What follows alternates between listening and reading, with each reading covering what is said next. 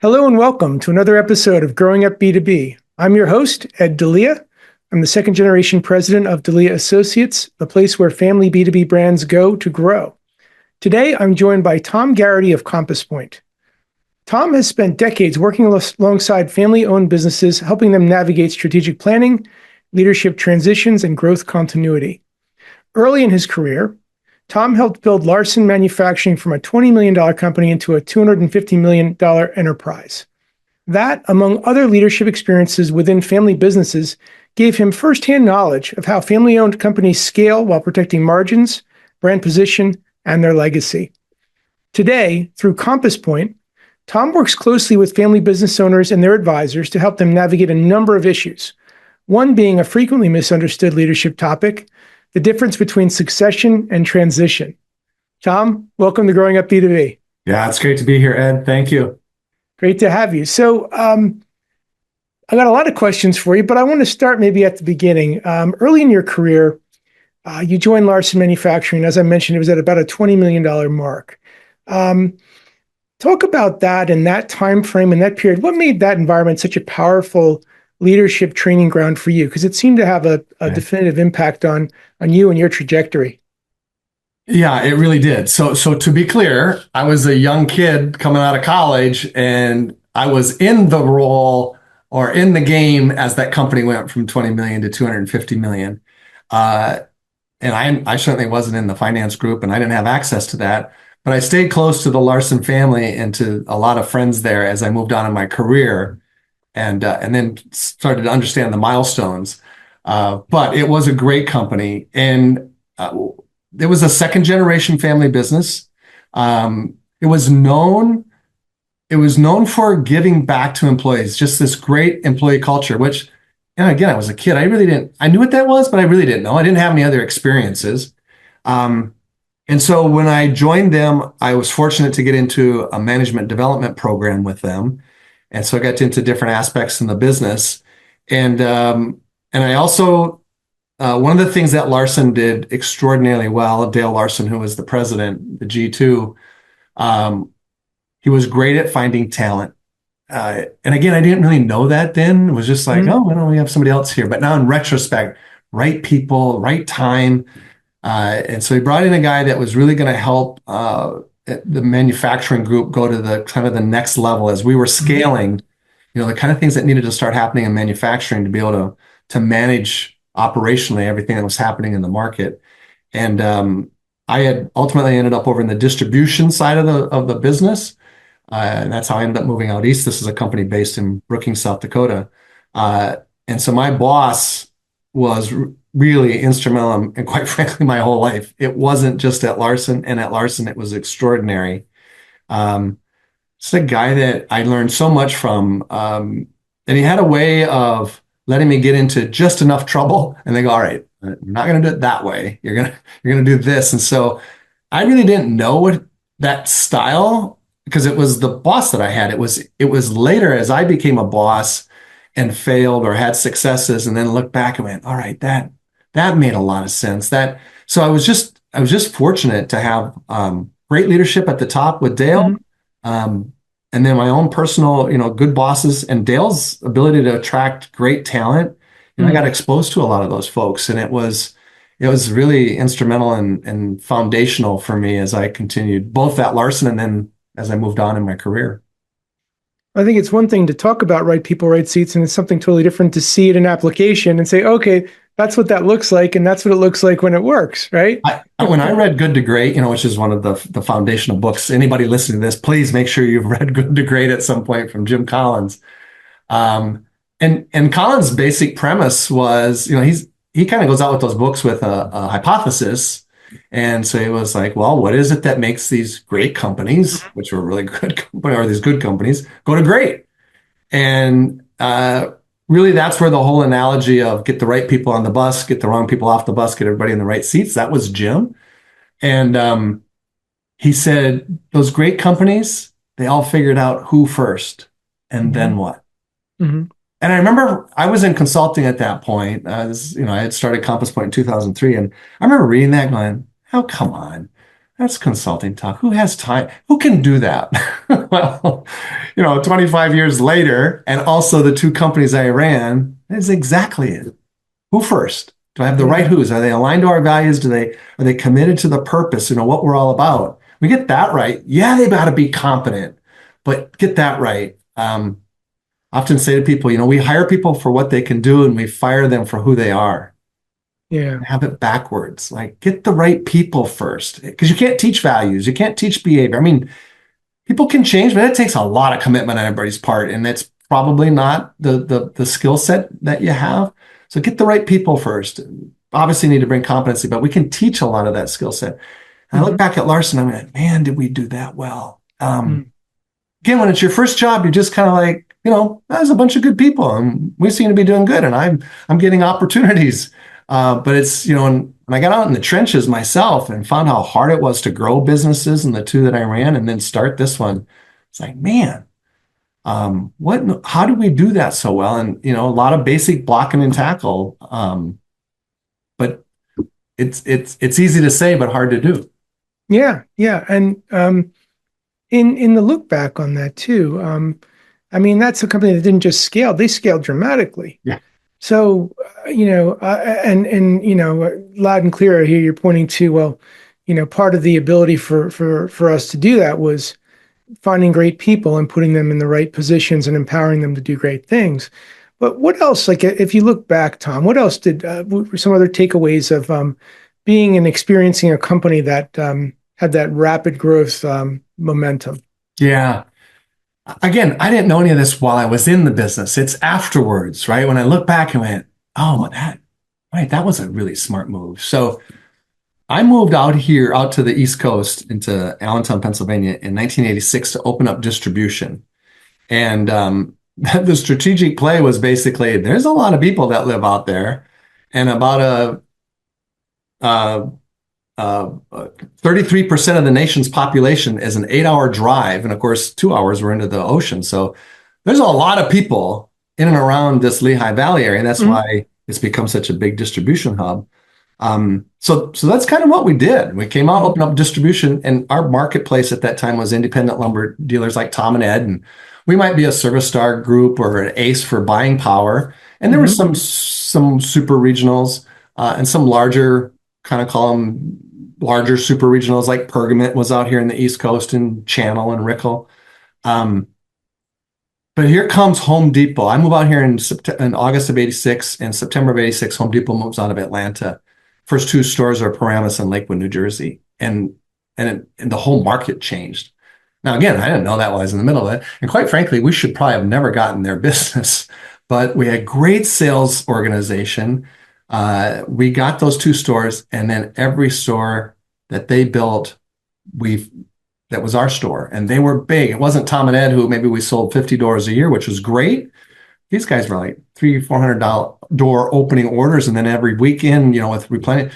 So every new store was our store. The growth was tremendous. Lowe's comes out of Atlanta or out of North Carolina. They're not just going to watch Home Depot take the market, and Menards is in the Midwest. So that was we just got on that train and Mhm. executed. So when I look back and go, well, yeah, all right, that's easy to say, but how in the world? And how do we protect our margins? Which I didn't know any of that when I was there, but later in my career, going, man, when you grow like that and the target gets on your back, and especially you get into the mass merchandiser space, the volume's great, but how do you hold margin? And this is another just brilliant piece on Dale's part.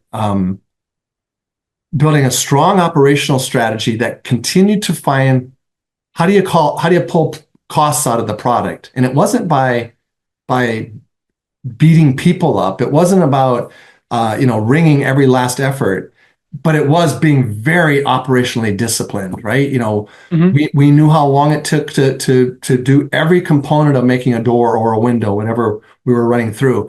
And we began to automate more. So the automation began to take, and it wasn't about getting rid of people. It was, we had automation to help speed and improve quality and get product out the door and deploy people elsewhere. So it was those lessons as I watched. Again, we had a tremendous sales organization, but it was backed with an operational strategy and really good people, and they worked well together. Back to leadership. Yeah. Dale had this, he was just a Larsen, right? And the whole upper Midwest is full of the Scandinavians and just a humble servant. But man, smart, wicked smart. And to build a team and keep those people talking and communicating. So sales wasn't running off on anything that operations didn't know about, and they challenged each other. It wasn't like a pretty dance every day, but they worked well together with the whole mindset of this is about the customer, take care of the customer, and just really a great success story. And in all of that, take care of your people, keep Yeah. hiring great people, and take care of people. I mean, they paid an unbelievable profit sharing, I don't know, from the mid 70s on through my time when I left in the mid 90s. Just Wow. had millionaires walking off the door line. Um, they put in a big effort, but they also got rewarded well. And so you can't do that if you don't have a successful company. And so, along with being financially successful, it's the full circle. Took care of his people, took care of the customers, was able to take care of the community and the bigger community with philanthropy. It just was a great success story. That's awesome. That's awesome. So I want to touch on something you raised about the tension between, I think you said, sales and operations. And it reminds me of a very young version of me went through my first sales meeting at a manufacturing client. And I was kind of baffled because the first half of the first day, it seemed like it was a therapy session for the manufacturing and operations to play nicely with sales and vice versa. And I'm like thinking, why are we spending, aren't they all part of the same company? Why are we doing all this and, like hugging and talking things out? Like but then I started to realize, okay, clearly there's some tension here Yeah. that maybe is inherent. So um, when you see that dynamic now, I know how do you address that now when you see that showing Well, the up? first thing I think that tension's good, but it's recognizing it and talking about it and helping people see what's happening. Like, hey, it's natural that sales and marketing fight with one another because sales is always saying if you gave us decent leads, we could sell more. And marketing is going, if you guys were any good, all the leads we're producing, you could actually build our business. When it's so far over to either side of that, of course, it's not healthy. But having that conversation around, yeah, in that case, who's our core customer? Are we actually out generating leads in that core customer space? Do we have a good solid sales process that takes in the language you and I might use, a marketing qualified lead and move it into your sales process? So I think those tensions are good. It's calling them out and again, getting everybody clear on where are we going. I mean, big piece of the work we do almost with every company is we get into their strategy house and into their operating system as a business. But it starts with what's the vision? Where do we want to be in 10 years, let's say? Give me a sense, and Collins used this in Good to Great, he called it the BHAG, the big, hairy, Mhm. audacious goal. Enough to stretch us, attainable, but a lot of good things are going to have to happen to make that happen. But now you know where your North Star is. And building back from that, what are the big strategic moves, let's say over the next 3 years, we're going to have to make? And you're doing that with a leadership team and getting everybody aligned around that and the different disciplines on that leadership team, right? It's not just the operations guys, or not just the sales guys. It's finance, it's ops, it's sales, it's might be engineering, might be IT. Who knows? In a team that's reasonable, right? 6 to 8 people, get all of them aligned around a common vision with a purpose that everybody's believes in, and everybody aligned to the same set of values. You got a good shot to pull that off, right? And it's their job then to cascade that out of the organization. So it's that kind of communication, bringing back to the table, having a good rhythm of meeting and accountability so things don't get lost. So easy to get off the rails. There's so many distractions. So, nope, we said these are the priorities. What's happening? What are we doing next? What's the next 30 days? Where are the roadblocks? Where are we creating our own internal roadblocks? What's happening externally? Yeah, having those kinds of conversations, all with a common goal out here, not a goal from my department only or me personally. Mm, What are we all working towards? That takes a lot of work. But when you do that well, that's how you work across those departments and those disciplines to get everybody on the same page. great point. Great point. So obviously through Compass Point, you're working with many different shapes and varieties of family owned and family governed businesses. When you look at the family owned business model, what do you think makes those types of companies fundamentally different than, say, a professionally managed or founder led, or maybe a PE backed organization or venture backed, or even a public enterprise? What makes the privately held family governed business a bit of a different model than the others in your mind? Yeah, I think the big thing is they live in a system. They live in what we call the family business system, which are three domains. So of course we all know the business, and that's super important. We got to build a great business and maximize value and have a business that's delivering returns. But also in that system is the family. It's not just, oh, these people that own the business or have maybe some members that work in the business. And they themselves are a system, right? And they're intersecting with that business. Some are in the business, some aren't, but they absolutely, even if they're not in the business, they're influencing. And spouses influence, uncles and aunts, whatever. And then you have another third domain, the ownership domain. All three of those circles intersect one another. So some people are in all three, right? Mm-hmm. All three domains. They've got three hats. That's challenging and takes incredible, emotional intelligence and discipline. That if you and I are working together, you're my brother, and we're working, I got to make sure that in the conversation, whatever we're having, I'm consciously going, I got this hat on. This is either my family hat, I'm going to talk to you as a brother, or it's my business hat, I'm talking to you business to business, or it's an ownership hat. There are three different hats. And now not recognizing that, that's when the crazy stuff, the TV stuff that we see, right? That starts happening.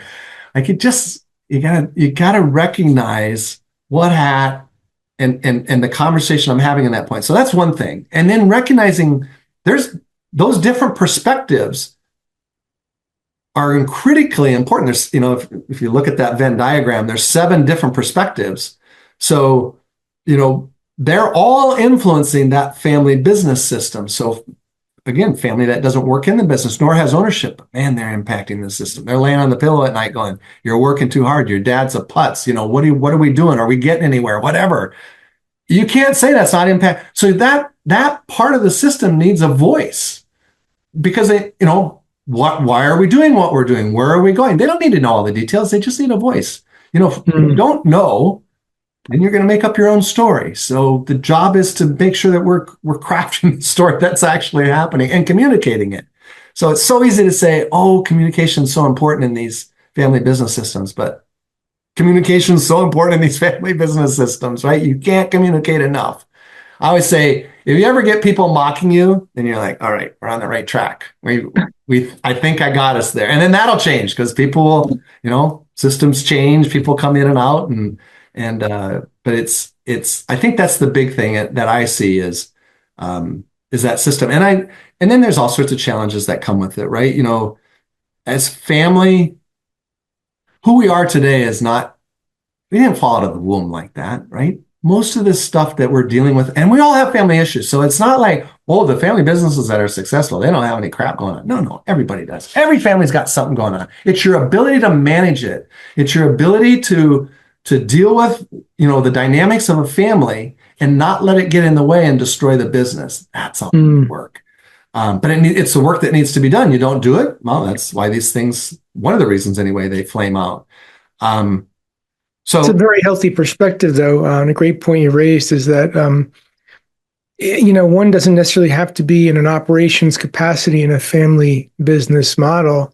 A lot of times these, I'll just call them ancillary persons, who may or may not be involved, who may not even have set foot in the family business, yeah, can carry substantial influence on many things. And I think a lot of people don't fully acknowledge that or appreciate that. Or do something about it. I can't tell you how many times we've been in and they go, I'm not having that conversation. Not going to open that can of worms. Well, don't pretend that can of worms is not open. It's open somewhere, and it's just getting messier. The longer you wait, it's going to be more difficult, maybe even to a point where it's not insurmountable. So, and I don't want to say this like it's easy. It's not easy, but that's why we work with clients. We're helping them have those tough conversations, or the business or the family conversation, or the ownership conversation, and then some structure in there that helps them, work better together. And just think, to your point, those, let's say, owners. Now, you could have an owner that works in the business. You could have an owner that doesn't work in the business. Most and or could be in the family. So, and some maybe aren't in the family. So you've got that owner. Now, as you go generationally, especially, there's going to be more and more owners that don't work in the business. Their perspective is different than the ones in the business. The easy thing to go is, oh yeah, they're just waiting for their check, and some are. But you need to talk about that. As it is our business, we're the owners. So what do we want? And it's not easy, but that's the work that needs to be done. What do we want with this? What's our vision for this family business? And what do we want to see, for instance, for growth? Or what do we want to see for return? What do we want to see never broken? We never want to see our brand dismantled. This brand is super important. We're not going to do business in this country. I don't know, what these high level goals. What do we want for distributions? What's going to be our policy around that? Are we ever going to take on debt, or are we going to do this all our growth with cash? Whatever you've decided, that's so critical for the executive team in the business, some of which might be owners and some of which may or may not be family, especially as you go generationally, hopefully not just family at that executive team. Bring in more professional outside, not that the family's not professional, just bring more talent to the table. They need to know, what are we working towards? Make sure our BHAG's aligned to what the family wants. And now you've got good synergy. You've got owners supporting the business, making good relationships, connections. You got a family that's wired in, knowing, hey, there's opportunities here for the kids, and we could even have an introductory program when they're 14 to do a plant tour. Or I don't know. It's different for different families, but that's what's possible. But you gotta think like that system and be working in all those domains to make the whole enterprise. It's enterprise continuity. It's not just, I got to find somebody to take on my job. Yeah, it's the whole enterprise. So when there is a generational transition in play, right? Yeah. So it's maybe the founder was the mom or the dad, and the son or daughter is looking to step up and be that next CEO.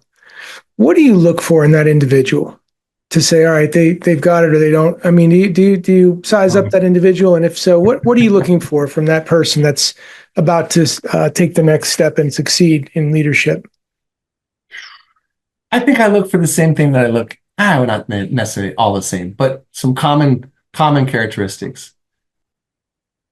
People that are curious, people that are problem solvers, people that have confidence, all wrapped in humility. That's a pretty strong package. And prior to all that, did they say yes to this opportunity? Did they get the chance to say yes? That's so critical, right?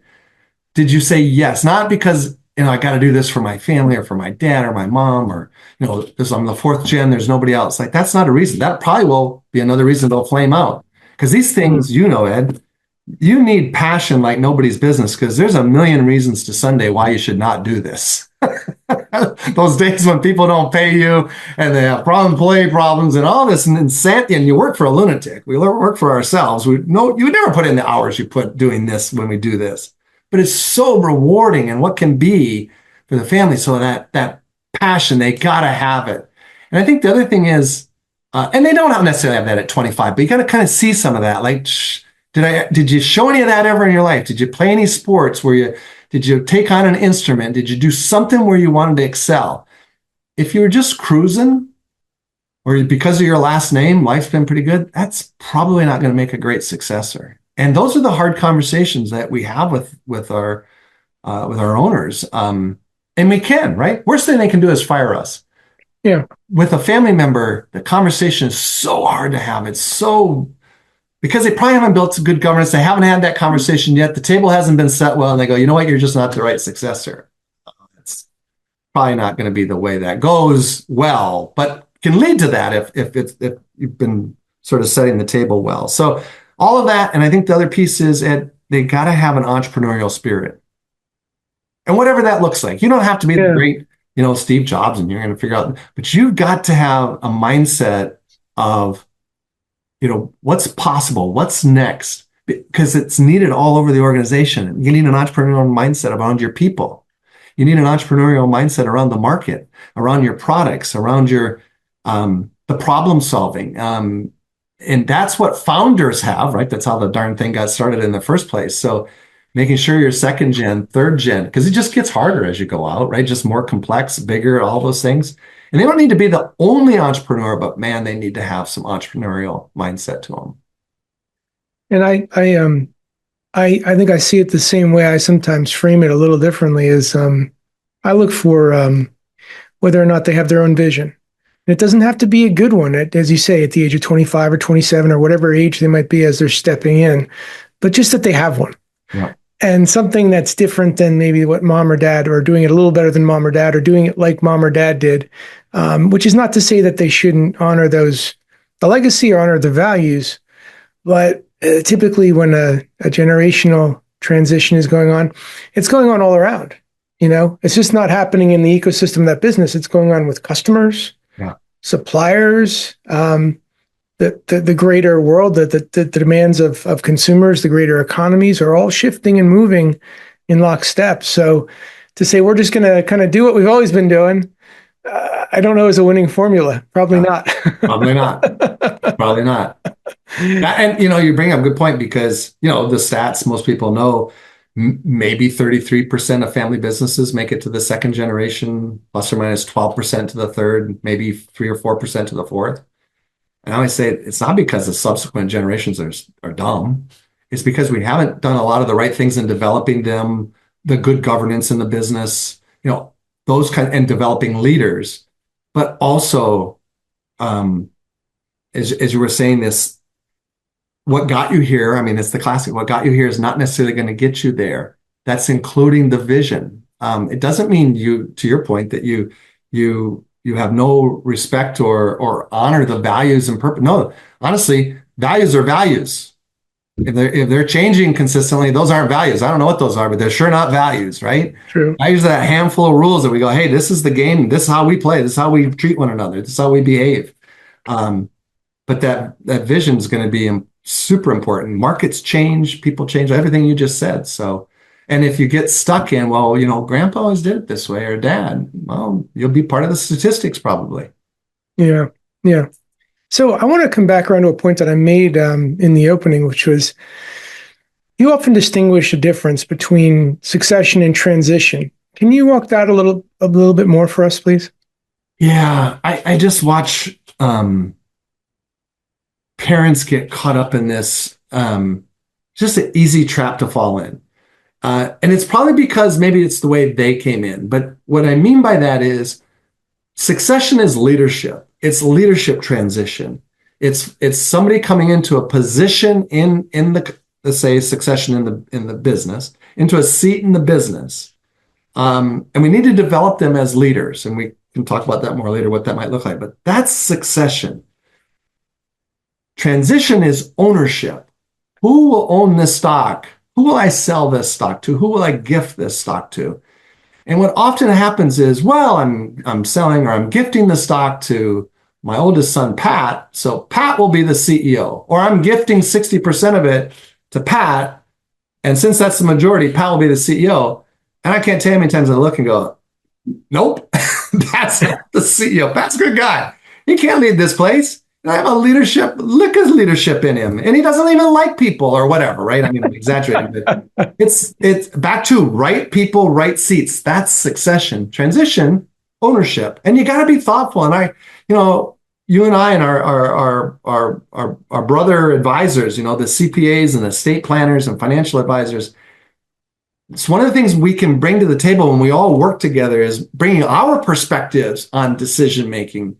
God, one of the worst things I see happen, for instance, is one kid's working in the business and 3 aren't, and the parents decided to divide the business up 25, 25, 25, 25.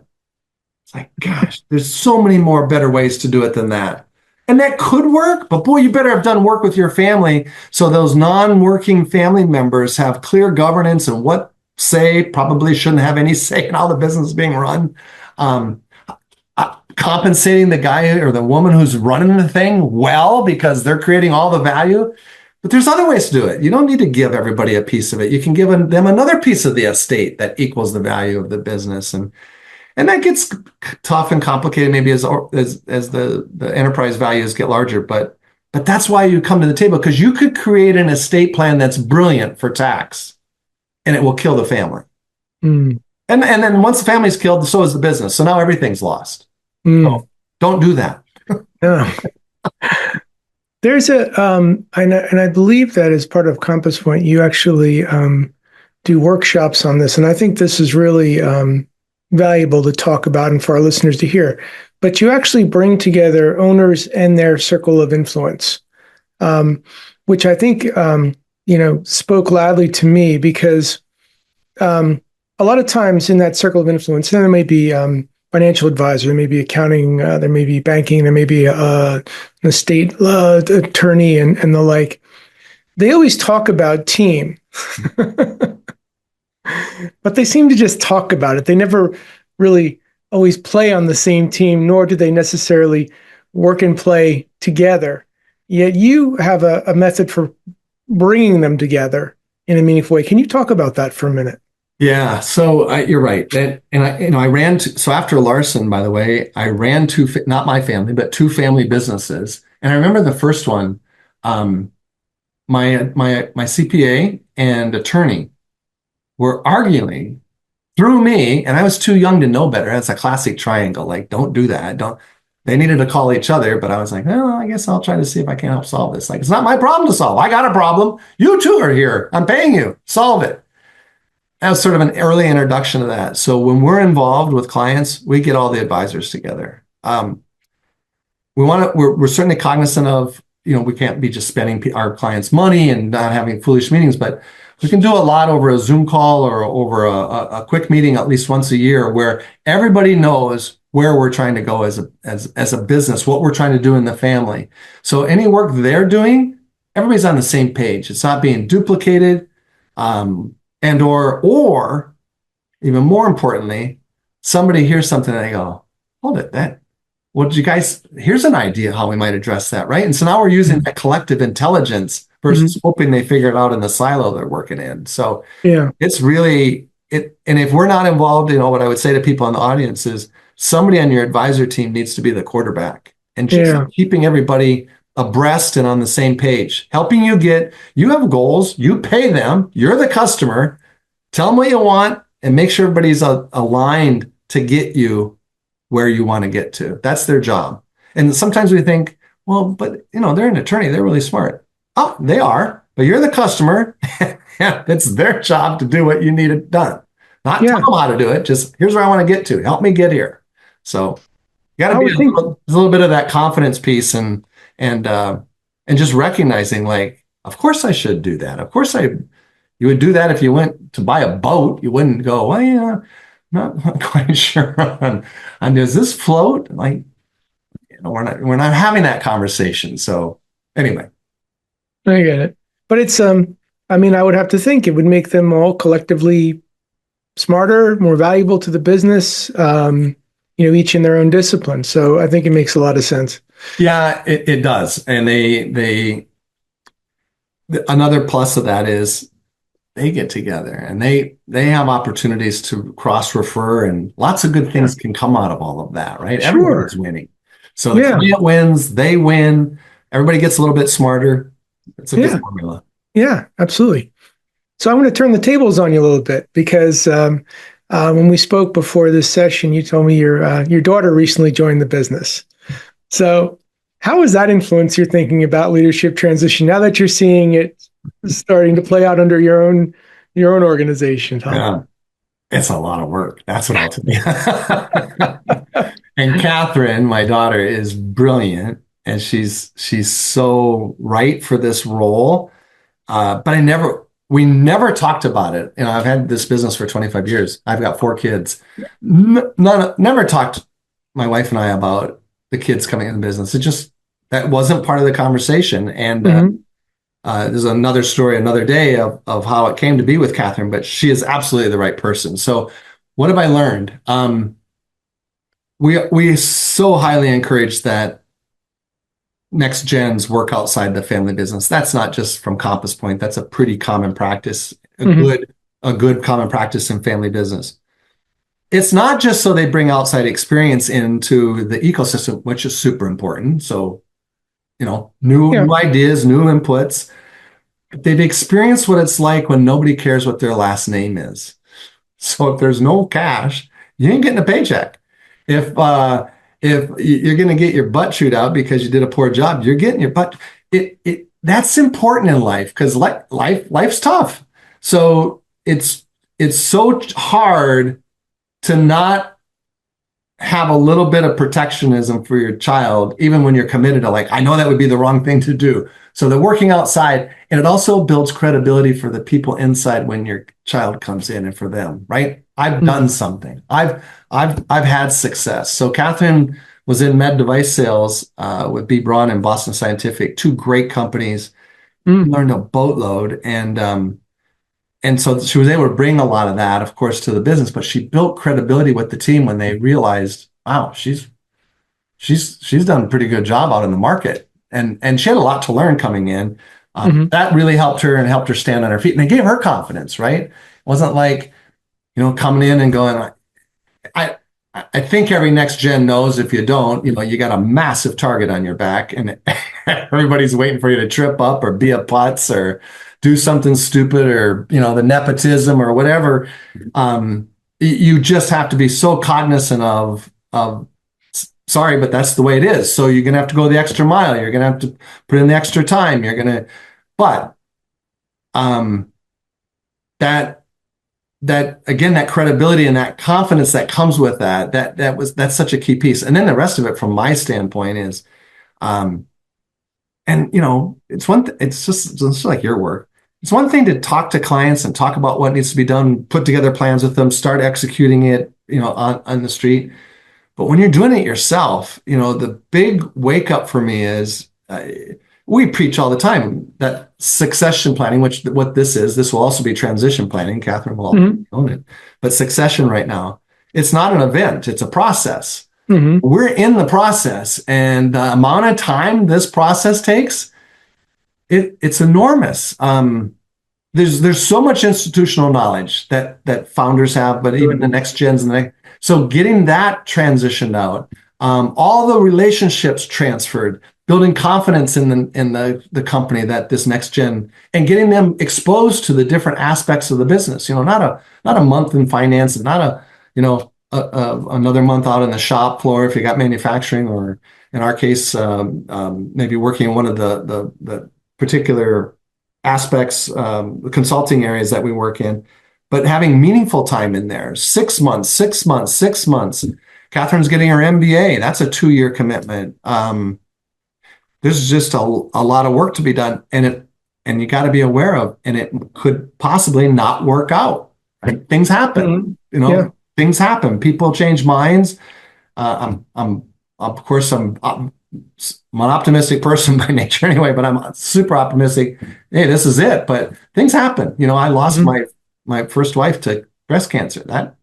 It's not what I imagined when I was Mm. 30 years old, and Denise and I Mm. got married. And so, you got to do all this planning and work, and also give yourself enough runway that if it weren't to work out, you have time still to, what's next? What's my next Hmm. plan? But Hmm. also that you're not so darn burnt out when it's all over. You work too hard. Why go right to the edge and kind of just flick you in the back and you fall in the hole and they throw dirt over you? Like, it doesn't have to be that way. And I think, I always say you need to draw a line in the sand. I can't emphasize that enough, because once you say, I'm out, it triggers all sorts of things. First of all, everybody on the team is like, oh, okay, that's the game. The successor has a timeline. Your work with the successor has a timeline. Mm. It's not that I'm not going to continue to help afterwards if Catherine needs help, but there's a line. She will become the president CEO of the company, and we're building all the leadership track that she's advancing as we're going along.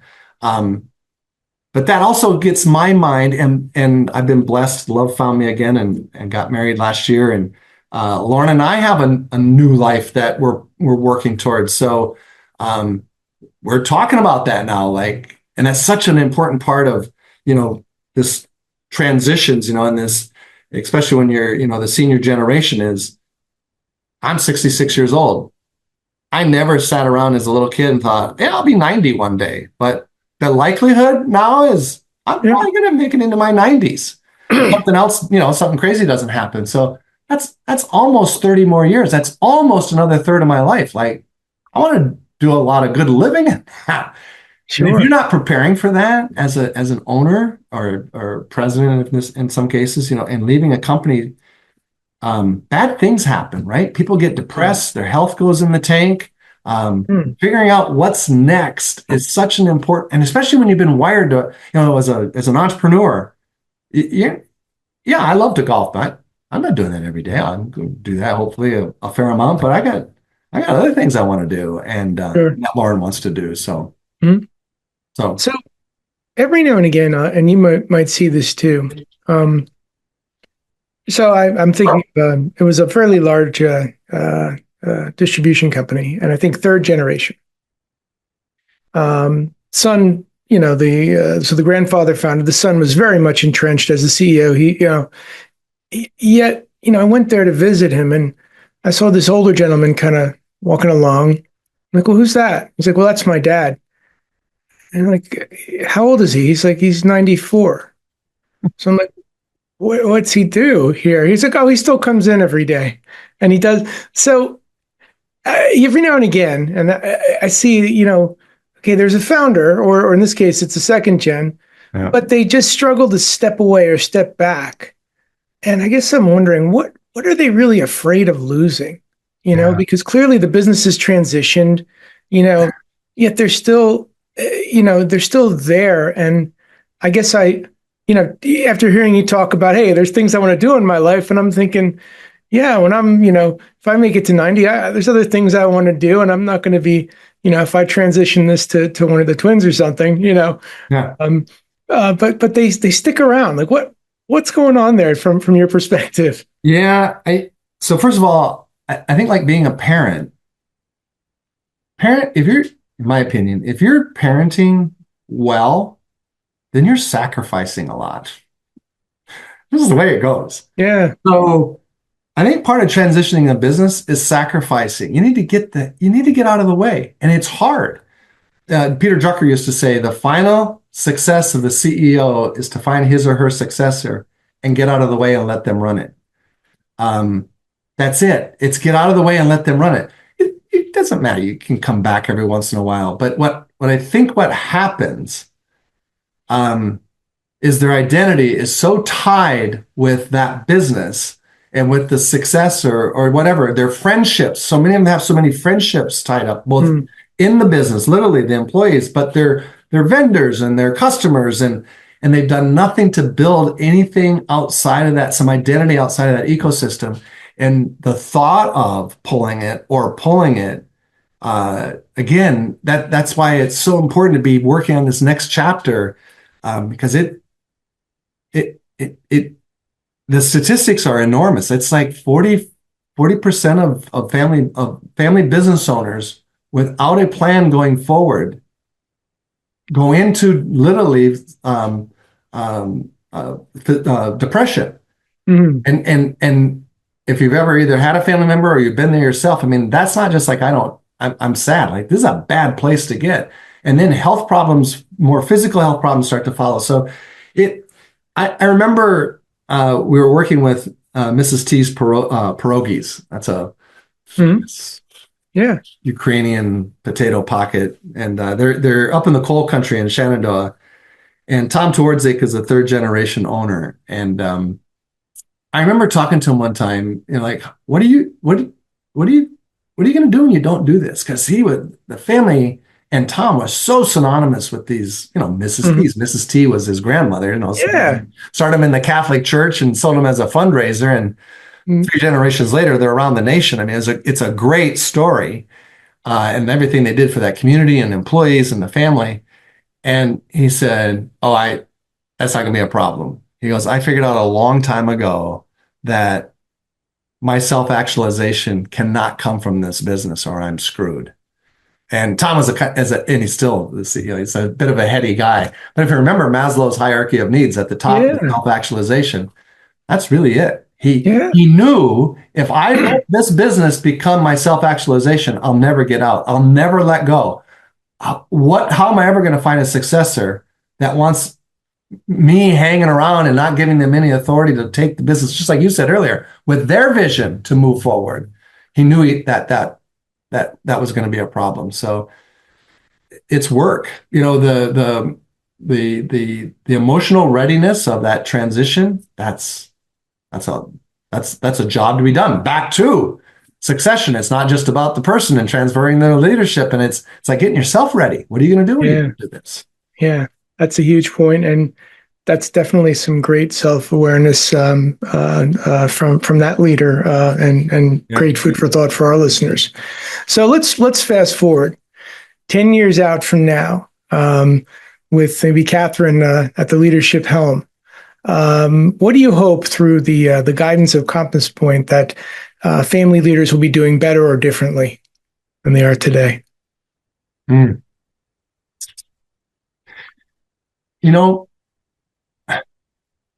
I'm going to say so I talked about that ecosystem, right? The family business system. You got the family, the ownership, and the business. Think of those three circles, and they intersect one another, that Venn diagram. What I hope they're doing is spending more time as a family working together around a common purpose that they all believe in. And where does the business fit into that?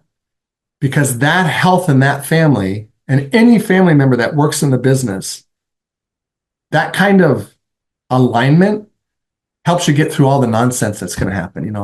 It's easy to say, well, you shouldn't treat them like your son, or you shouldn't treat your brother like your brother at home. Yeah, well, it's easy to say that, and it's easy to fall in the trap, right? And we get into these familial behaviors, and they go generation. They didn't just start with you guys. If your dad was a particular way, right, good chance his dad was that way, and probably learning that and understanding, hey, we didn't just show up this way, and we don't have to continue. Like, we could be different. It's not baked in. We have a choice here. And so when families have that kind of awareness and commit to working on themselves like that, boy, that's a strong family. And then if that family owning a business, providing talent potentially, or at least leadership, that's the success of a generational family business. Yeah, beautifully said. Thank you for that. Last question. If any of our listeners wanted to learn more about you, talk to you, or learn more about the work you do with Compass Point, what's the best way for them to connect? Yeah, so on LinkedIn, you can find me, Tom Garrity, and also on our website, compasspt.com, and my email and cell and everything's on there. So wonderful. Happy to have a conversation with anyone. Excellent. Well, as we've learned, leadership transitions are some of the most defining moments in the life of a family business. Tom, thank you for sharing your insights on how transitions can help companies protect legacy while still moving forward. Again, we've been speaking with Tom Garrity of Compass Point, and I'm your host, Ed Delia, and this has been another episode of Growing Up B2B. Thank you so much for listening, and we'll see you next time.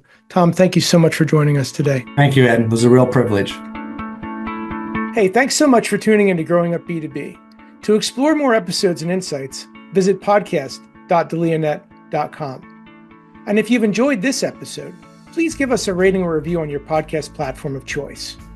Having worked with hundreds of family-led businesses across my career, and being a second-generation leader myself, I'm on a mission to help every family business I meet achieve next-level growth for their organization. So feel free also to connect with me on LinkedIn, and let's support each other. You can also find out more about my company at delianet.com. Again, I'm your host, Ed Delia, and thanks so much for joining us today. Take care.